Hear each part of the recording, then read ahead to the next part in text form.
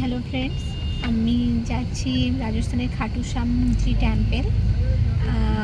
তো আমাদের যাওয়ার কথা হচ্ছিল, কিন্তু সেটা আজই না, কিন্তু অফিস থেকে ছুটি ম্যানেজ করার জন্য আমরা আজই বেরিয়ে গেছি। আমাদের 4টার সময় ডিসাইড হয়েছে যাবো বলে।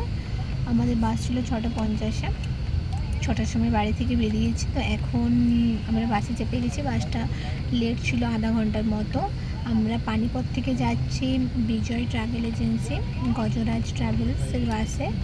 তো এমনি আমাদের পার হেড ভাড়া পড়লো প্রায় 1000 করে। তো এটা হচ্ছে অনলাইন থেকেও বুক করা যায়, আবার ডাইরেক্ট এখানে এসে পরেও টিকিট কাটা যায়। আমরা তো যেহেতু কোনো প্ল্যান থাকে না, আমরা এসে পরে টিকিট বুক করলাম।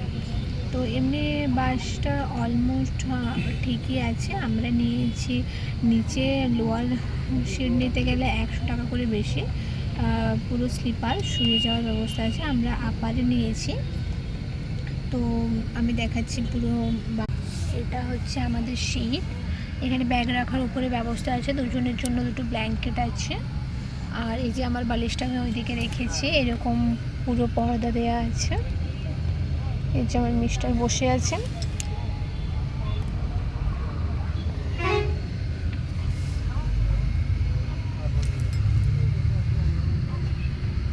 এটা বাইরের ভিউ।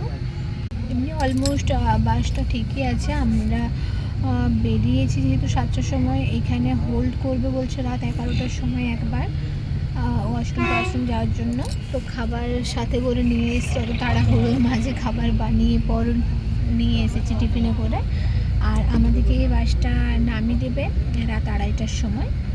তো 2:30টার সময় নামিয়ে পর আমাদেরকে কোনো হোটেলে স্টে করতে হবে।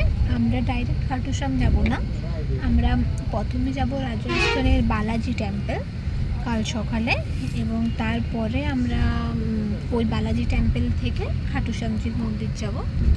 তো ঠিক আছে, দেখা হচ্ছে নেক্সট ভিডিও পার্টে। Full video upcoming. Okay friends, by.